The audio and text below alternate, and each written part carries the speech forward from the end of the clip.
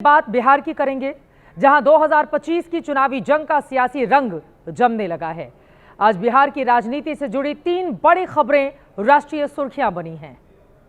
इनमें पहली है प्रधानमंत्री नरेंद्र मोदी की 53वीं बिहार यात्रा, यानी कि जब से वो प्रधानमंत्री बने तब से 53 बार और सिर्फ इसी साल यानी कि साल 2025 में अब तक 6 बार बिहार आ चुके हैं। इस साल छठे बिहार दौरे पर पीएम ने चुनावी मौसम में इस सूबे को 13,000 करोड़ रुपए की विकास परियोजनाओं का बड़ा तोहफा दिया है। तो लगे हाथ बिहार के सीमावर्ती इलाकों में बदलती डेमोग्राफी का जिक्र कर चुनावी एजेंडा सेट करने की कोशिश भी की। साथ ही मतदाता सूची के शुद्धिकरण के विरोध में दिन रात जुटे विपक्षी दलों को घुसपैठियों का हमदर्द बताकर बड़ा प्रहार किया। बिहार की दूसरी बड़ी खबर राहुल गांधी की वोटर अधिकार यात्रा से जुड़ी हुई है, जो आज मुंगेर से भागलपुर पहुंच चुकी है। यात्रा के छठे दिन की शुरुआत राहुल गांधी तेजस्वी यादव ने मुंगेर की खानकाह रहमानी के दौरे से की। दोनों नेताओं ने यहां के मौलाना से मुलाकात की, कई मसलों पर बातचीत की। तीसरी बड़ी खबर बिहार में चुनाव आयोग की वोटर लिस्ट वेरिफिकेशन से जुड़ी हुई है। इसे लेकर आज सुप्रीम कोर्ट ने बेहद अहम फैसला सुनाया। अदालत ने अभियान के विरोध में जुटे सियासी दलों को मतदाताओं की मदद की हिदायत दी और नसीहत भी दी। कोर्ट ने कहा कि इन पार्टियों के 1,68,000 बूथ लेवल एजेंट हैं, लेकिन उन्होंने ड्राफ्ट लिस्ट से छूटे सिर्फ 2 लोगों के लिए ही आपत्ति दर्ज कराई है। साथ ही अदालत ने 2 टूक ये भी कह दिया कि जिन लोगों के नाम छूट गए हैं वो आधार कार्ड के जरिए भी मतदाता सूची में शामिल होने की अर्जी दे सकते हैं। अब एक एक कर बिहार की बड़ी खबरें विस्तार से आपको दिखाते हैं, क्योंकि विधानसभा चुनाव में अब ज्यादा दिन बाकी नहीं रह गए हैं।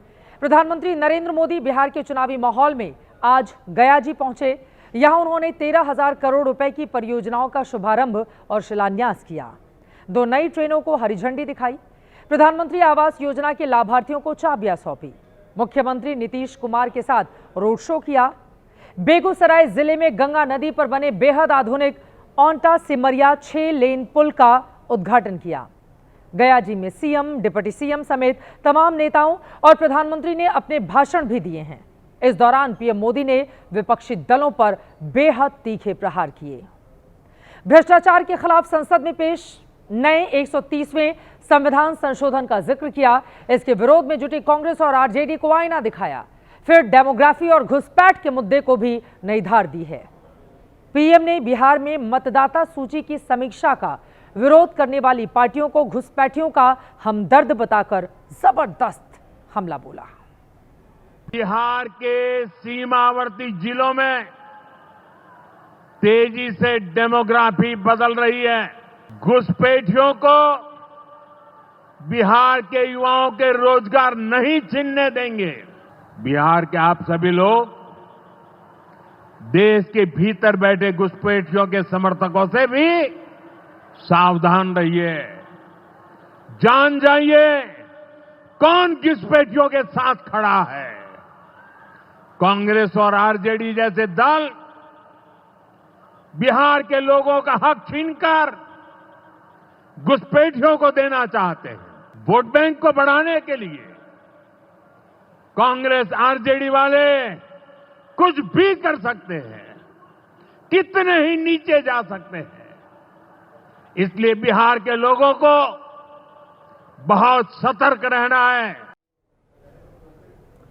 पीएम की हर बिहार यात्रा से पहले विशेष राज्य का मुद्दा भी जरूर उठता है।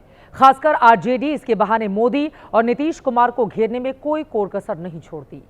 आज भी सुबह सुबह करीब 7 बजे लालू प्रसाद यादव ने अपने एक्स हैंडल से एक वीडियो पोस्ट किया। 56 सेकेंड के वीडियो के साथ लालू ने लिखा, प्रधानमंत्री मोदी जी आज गया में नीतीश कुमार की राजनीति और उनकी पार्टी का पिंडदान करने जा रहे हैं।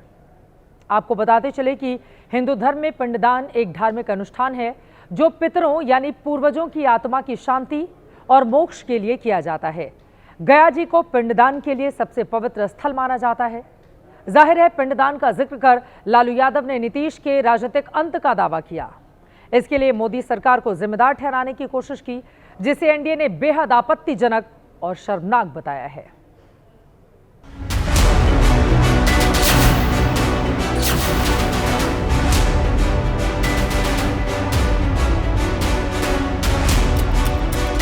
प्रधानमंत्री जी बड़ा सोच समझ करके गया जी आए हैं। पिंडदान तो कर ही देंगे अपने सहयोगी दलों का, नीतीश कुमार जी का तो अंतिम और जदयू का अंतिम तो कर ही के जाएंगे। उनका पिंडदान कब हो गया है? जो राजनीतिक जो पिंडदान होता है 2005 में ही घर में बैठ गए हैं, पिंडदान हो गया, तो दूसरा का पिंडदान क्या करेंगे? रूप से दोनों नेता को घर बैठा देगी। जो दोनों युवराज जो घूम रहे हैं, पप्पू और टप्पू के पास बोलने के लिए अब कुछ बचा नहीं है। एक तरफ वो देख रहे हैं और इस बात की घबराहट है उनको कि देश के प्रधानमंत्री एक के बाद एक बिहार में आकर हजारों करोड़ की योजनाओं को बिहार और बिहारियों के लिए समर्पित कर रहे हैं। लालू प्रसाद यादव भले ही मोदी के हाथों नीतीश के पिंडदान की भविष्यवाणी कर रहे हों, लेकिन सच ये है कि आज बरसों बाद एक बार फिर से नरेंद्र मोदी और नीतीश कुमार की विशेष जुगलबंदी देखने को मिली। आप भी इसकी एक छोटी सी झलक देखिए।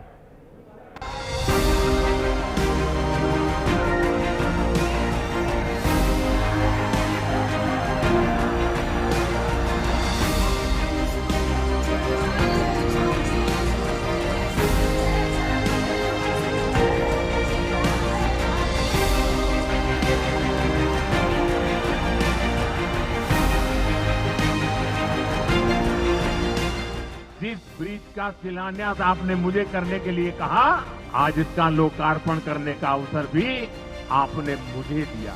ये पुल सिर्फ सड़कों को नहीं, पूरे उत्तर और दक्षिण बिहार को जोड़ने का काम करेगा। विकास के जिन प्रोजेक्ट की नींव एनडीए सरकार में रखी जाती है, वो पूरा होकर रहेंगे, ये बात पक्की है।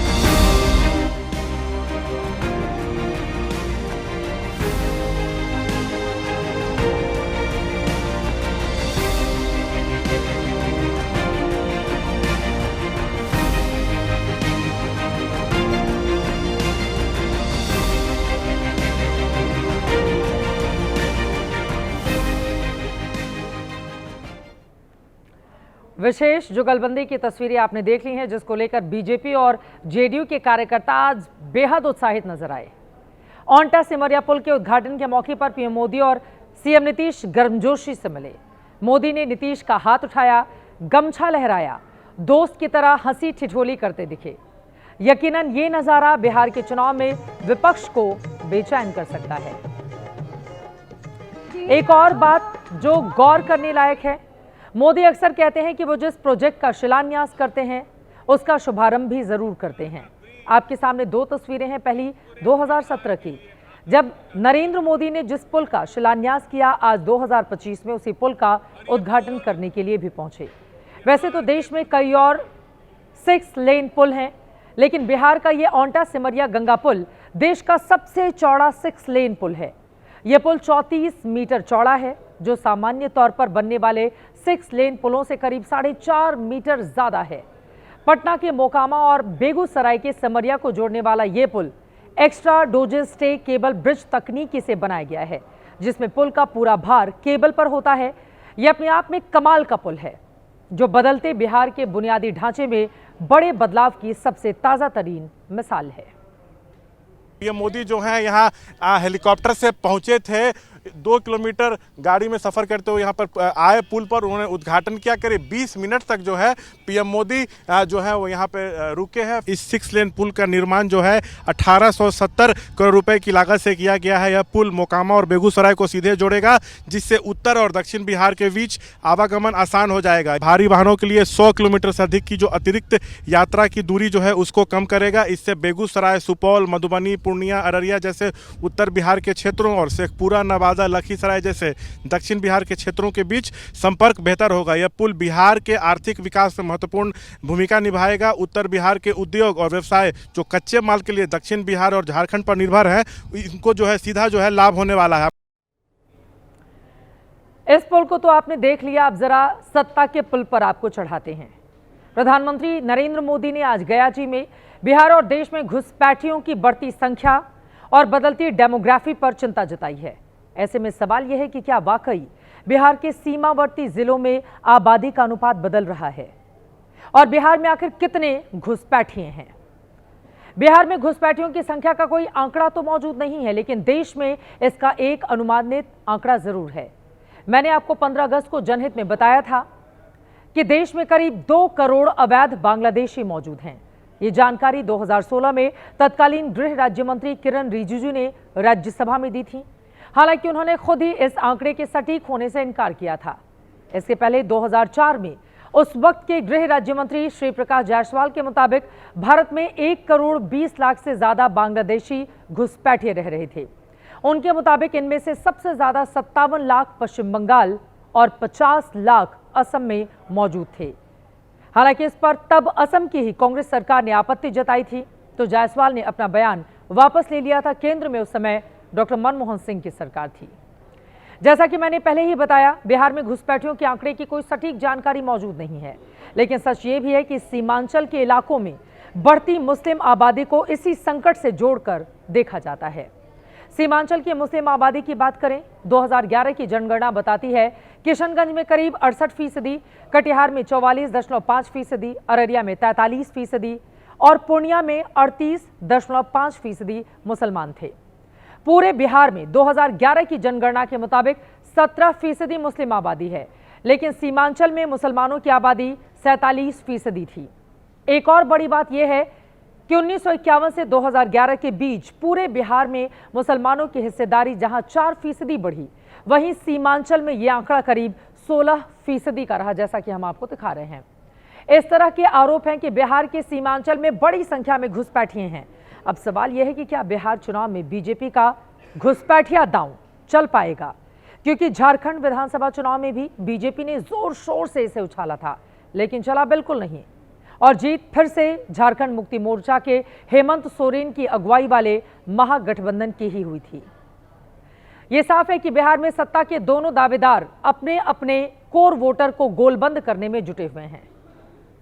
एक और राहुल गांधी और तेजस्वी यादव कथित वोट चोरी के आरोप में बिहार के अलग अलग हिस्सों में जा रहे हैं, वोटर अधिकार यात्रा निकाल रहे हैं। यात्रा के छठे दिन राहुल और तेजस्वी भागलपुर पहुंच चुके हैं, तो वहीं दूसरी ओर इस यात्रा के दौरान अपने वोट बैंक को भी अटूट बनाने में जुटे हैं। इस कवायद में आज सुबह सुबह दोनों नेता मुंगेर के खानकाह रहमानी पहुंचे। यहां सज्जादानशीन हजरत मौलाना फैजल वली रहमानी से मुलाकात की। उनके साथ संविधान, मतदाता सूची की समीक्षा, इसके अलावा तमाम दूसरे मुद्दों पर भी 40 मिनट के आसपास बातचीत चली। मुंगेर के खानकाह रहमानी से नेहरू गांधी परिवार का पुराना नाता रहा है। यहां जवाहरलाल नेहरू, राजीव गांधी भी आ चुके हैं।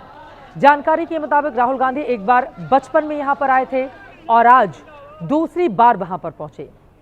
राहुल का यहां पर आना औपचारिकता से कहीं ज्यादा माना जा रहा है, क्योंकि ये संस्था न सिर्फ धार्मिक दृष्टि से अहम है, बल्कि बिहार की सामाजिक सियासी बुनावट में भी इसकी गहरी पकड़ है।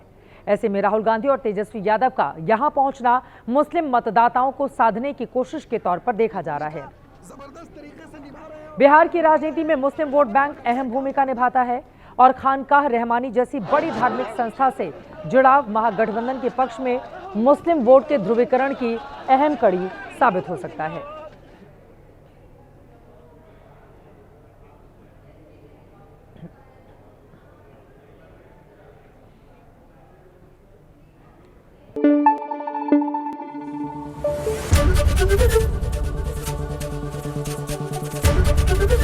एबीपी न्यूज आपको रखे आगे।